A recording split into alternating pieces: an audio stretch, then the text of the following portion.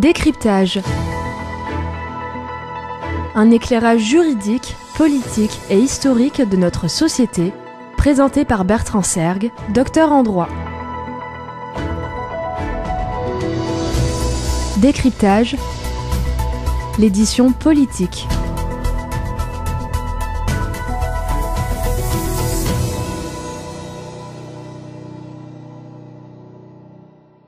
Décryptage de la présidence de François Hollande.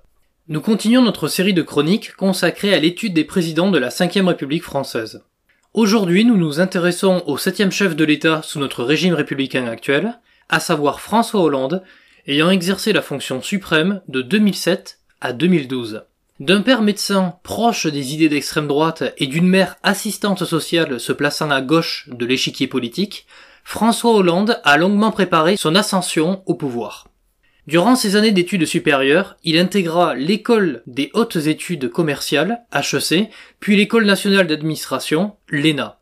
Après avoir remporté les élections législatives en Corrèze, François Hollande aura surmonté moult sarcasmes, déjoué tous les pronostics et bénéficié d'un coup du sort, l'éviction de Dominique Strauss-Kahn de la présidentielle, avant d'imposer son style et une certaine forme d'intelligence politique.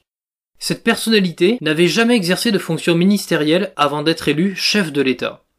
Il remporta son duel de second tour des élections présidentielles face à Nicolas Sarkozy. L'on se souviendra du monologue de François Hollande, « Moi président », lors du débat de l'entre-deux tours. Moi, président de la République, je ne participerai pas à des collectes de fonds pour mon propre parti, dans un hôtel parisien. Moi, président de la République, je ferai fonctionner la justice de manière indépendante. Je ne nommerai pas les membres du parquet, alors que l'avis du Conseil supérieur de la magistrature n'a pas été dans ce sens. Moi, président de la République, je n'aurai pas la prétention de nommer les directeurs des chaînes de télévision publiques. Je laisserai ça à des instances indépendantes. Moi, président de la République, je ferai en sorte que mon comportement soit à chaque instant exemplaire. Moi, président de la République, j'aurai aussi à cœur de ne pas avoir un statut pénal du chef de l'État. Je le ferai réformer. De façon à ce que si des actes antérieurs à ma prise de fonction venaient à être contestés, je puisse, dans certaines conditions, me rendre à la convocation de tel ou tel magistrat ou m'expliquer devant un certain nombre d'instances. Moi, président de la République, je constituerai un gouvernement qui sera paritaire, autant de femmes que d'hommes. Moi, président de la République, il y aura un code de déontologie pour les ministres, qui ne pourraient pas rentrer dans un conflit d'intérêts. Moi, président de la République, les ministres ne pourront pas cumuler leurs fonctions avec un mandat local, parce que je considère qu'ils devraient se consacrer pleinement à leurs tâches. Pendant la durée de son mandat, François Hollande a voulu changer en profondeur la pratique du pouvoir en France pour y amener une culture politique basée sur le compromis, la consultation et le partage du pouvoir présidentiel. Il va imprimer sa marque, celle d'une incapacité chronique à dire non à ses interlocuteurs. Les nombreux couacs gouvernementaux, l'impopularité record dont il a pâti, lui feront prendre la décision de ne pas se représenter à l'élection présidentielle.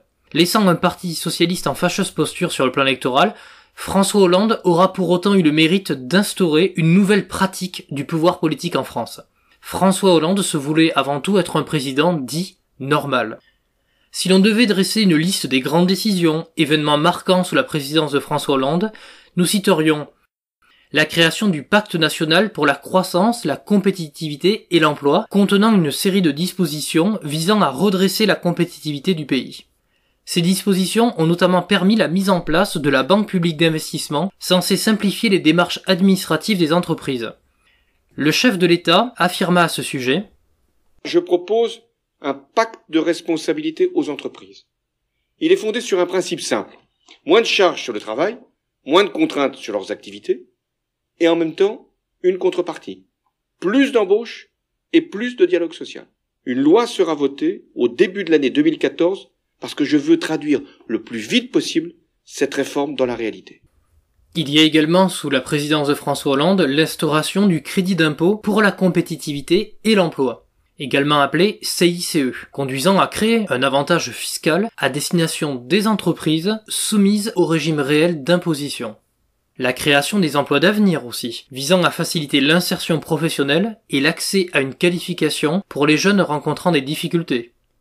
le vote de la loi Allure, dit également loi Duflot, du nom de la ministre Madame Cécile Duflot visant à l'encadrement des loyers. La création de plus de postes supplémentaires parmi les enseignants du primaire et du secondaire. Il y a aussi le vote de la loi emblématique ouvrant le mariage aux couples de personnes de même sexe. Malgré d'importantes manifestations organisées en France, la loi permettant aux couples homosexuels de se marier est entrée en vigueur le 17 mai 2013. La garde des Sceaux, Christiane Taubira, prit la parole à l'Assemblée nationale pour défendre cette loi. Pourquoi deux personnes qui se sont rencontrées, qui se sont aimées, qui ont vieilli ensemble, devraient consentir à la précarité, par une fragilité, voire une injustice, du seul fait que la loi ne leur reconnaît pas les mêmes droits qu'à un autre couple aussi stable. Disons les choses. Qu'est-ce que le mariage homosexuel va enlever au couple hétérosexuel? Oser poser des mots sur des sentiments et sur des comportements. Nous allons oser parler de mensonges à l'occasion de cette campagne de panique, de pseudo-suppression des mots de père et de mère dans le code civil et dans le livret de famille. Et les couples homosexuels pourront adopter dans les mêmes conditions que les couples hétérosexuels, au nom d'un prétendu droit à l'enfant. S'il vous plaît. Vous refusez des droits à des enfants que vous choisissez de ne pas voir. Et oui, car effectivement, avec l'adoption de la loi dite du mariage pour tous, les couples homosexuels pourront non seulement se marier, mais également adopter. Nous pouvons citer de plus la fusion des régions françaises. Leur nombre passe de 22 à 13 en France métropolitaine avec l'adoption de la loi du 16 janvier 2015, censée conduire à des économies sur le plan structurel. Le retrait des forces d'Afghanistan aussi, François Hollande s'était engagé en l'espèce auprès des familles des militaires. Cette promesse a été tenue. Il y a eu l'intervention militaire au Mali, l'opération dite Serval, lancée le 1er janvier 2013. Cette opération a été menée afin de mettre fin à la présence de groupes insurgés islamistes sur le territoire malien. Le chef de l'État affirma depuis le Mali envers la population de ce pays ceci. Moi, je veux ici vous dire que je viens sans doute de vivre la journée la plus importante de ma vie politique. Parce que, à un moment, une décision doit être prise. Elle est grave. Elle engage la vie d'hommes et de femmes. Cette décision, je l'ai prise au nom de la France. Cette décision, elle honore la France. Et à travers les clameurs, la ferveur, le soutien que vous m'apportez, c'est à toute la France que vous donnez votre plus grand hommage. Merci, peuple malien. Vive le Mali, vive la France, vive l'amitié entre le Mali et la France. Merci. Un événement marquant sous la présidence de François Hollande, ce sont les attentats terroristes perpétrés sur le territoire national. François Hollande tenta de gérer cette situation de crise. Ce dernier s'exprima lors d'une allocution télévisuelle. Mes chers compatriotes, au moment où je m'exprime, des attaques terroristes d'une ampleur sans précédent sont en cours dans l'agglomération parisienne. Il y a plusieurs dizaines de tués. Il y a beaucoup de blessés. C'est une horreur. Nous avons, sur ma décision, mobilisé toutes les forces possibles pour qu'il puisse y avoir la neutralisation des terroristes et la mise en sécurité de tous les quartiers qui peuvent être concernés. J'ai également demandé qu'il y ait des renforts militaires. Ils sont en ce moment sur l'agglomération parisienne pour être sûr qu'aucune attaque ne puisse de nouveau avoir lieu. J'ai également convoqué le Conseil des ministres. Il va se tenir dans quelques minutes. 2 décisions seront prises. L'état d'urgence sera décrété, ce qui veut dire que certains lieux seront fermés, la circulation pourra être interdite Et il y aura également des perquisitions qui pourront être décidées dans toute l'Île-de-France. La seconde décision que j'ai prise, c'est la fermeture des frontières. Nous devons nous assurer que personne ne pourra rentrer pour commettre quelque acte que ce soit. Et en même temps que ceux qui auraient pu commettre les crimes qui sont hélas constatés puissent également être appréhendés s'ils devaient sortir du territoire. La gestion de cette crise fut en partie saluée par la classe politique. Si l'on devait cette fois-ci résumer les principales difficultés rencontrées durant le mandat de François Hollande, nous citerions la volonté sans cesse affirmée d'inversion de la courbe du chômage qui a pourtant atteint des niveaux records sous le quinquennat de François Hollande. Le nombre de chômeurs a notamment atteint son plus haut niveau depuis l'année 1977. François Hollande s'engagea imprudemment sur ce sujet. Je réédite ici, devant vous, en prenant mes risques, mais aussi mes responsabilités, que la courbe du chômage peut s'inverser d'ici la fin de l'année. Mais la bataille, elle ne sera gagnée dans la durée, car je veux dire la vérité aux Français. Elle ne sera gagnée dans la durée que si la croissance revient. Il n'y aura pas d'espérance possible dans notre pays tant que le chômage n'aura pas entamé sa décrue. Et c'est pourquoi je me suis engagé personnellement, certains ont dit même hâtivement, pour ne pas dire imprudemment, sur l'objectif de l'inversion de la courbe du chômage. Je m'y tiens. Et c'est la feuille de route du gouvernement. Le chômage ne baissera pas de façon significative sous le quinquennat de François Hollande. Pouvons citer aussi l'augmentation des impôts, engendrant des protestations sociales. La réforme des rythmes scolaires, visant à mettre en place un système éducatif périscolaire qui se solde par un échec. La réforme est mise en place en 2013-2014, puis progressivement abandonnée. Le ministre de l'Éducation nationale de l'époque était monsieur Vincent Peillon. L'apparition des zones à défendre, les ZAD, néologisme militant utilisé en France pour désigner l'occupation d'une zone afin de s'opposer à un projet d'aménagement du territoire sous couvert de considérations écologistes, Notre-Dame-des-Landes, etc. Les nombreux mouvements sociaux durant le quinquennat de François Hollande auront entaché sa présidence, manifestations pour tous, mouvements de nuit debout, grève en Guyane contre la vie chère. Il y a des difficultés pour la France d'avoir une influence au niveau international, notamment dans le cadre de la résolution du conflit syrien.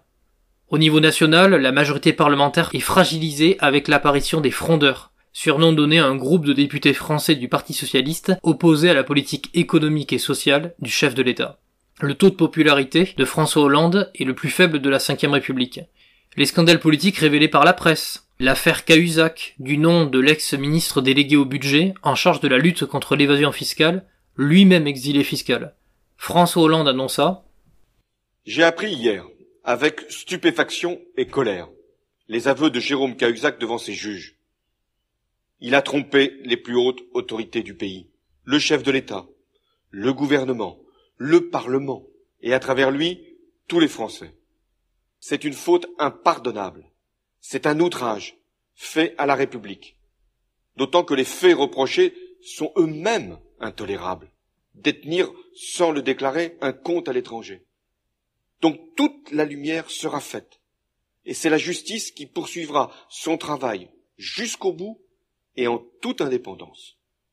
J'affirme ici que Jérôme Cahuzac n'a bénéficié d'aucune protection, autre que celle de la présomption d'innocence. Et il a quitté le gouvernement à ma demande dès l'ouverture d'une information judiciaire. C'est un choc ce qui vient de se produire, parce que c'est un grave manquement à la morale républicaine. Il faut citer l'affaire Leonarda, également au fort retentissement médiatique qui s'est développé en France à la suite de l'expulsion vers le Kosovo en 2013 d'une famille immigrée dont une fille mineure, Leonarda, qui a été interpellée lors d'une sortie scolaire. À quelques mois de scrutins municipaux et européens, l'affaire a pris les dimensions d'une crise politique après une communication maladroite du président de la République française qui annonçait autoriser la jeune fille à poursuivre ses études en France. Ce dernier, donc François Hollande, adressa directement un message à la jeune fille via la télévision.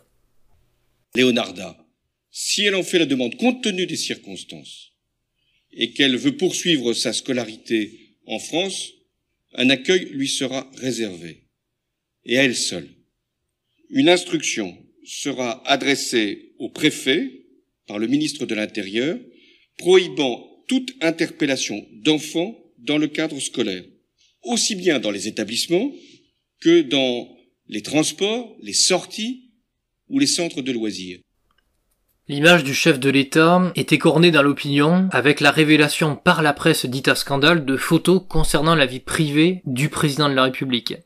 François Hollande, c'est également le premier chef de l'État à ne pas être en capacité de se représenter à une élection présidentielle. Il annonça sa décision à la télévision. Aujourd'hui, je suis conscient des risques que ferait courir une démarche, la mienne, qui ne rassemblerait pas largement autour d'elle. Aussi, j'ai décidé de ne pas être candidat à l'élection présidentielle, au renouvellement donc de mon mandat. Cette chronique consacrée à la présidence de François Hollande est désormais terminée. Nous lui laissons la parole pour conclure dans un anglais pas tout à fait parfait cette émission. Just be you, be proud of you because you can do what we want to do. Nous vous donnons donc rendez-vous pour un prochain épisode consacré à l'analyse de la présidence du successeur de François Hollande, à savoir Emmanuel Macron. À très bientôt, chers auditeurs.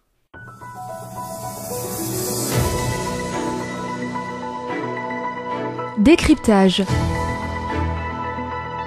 Un éclairage juridique, politique et historique de notre société, présenté par Bertrand Sergue, docteur en droit. Décryptage, l'édition politique.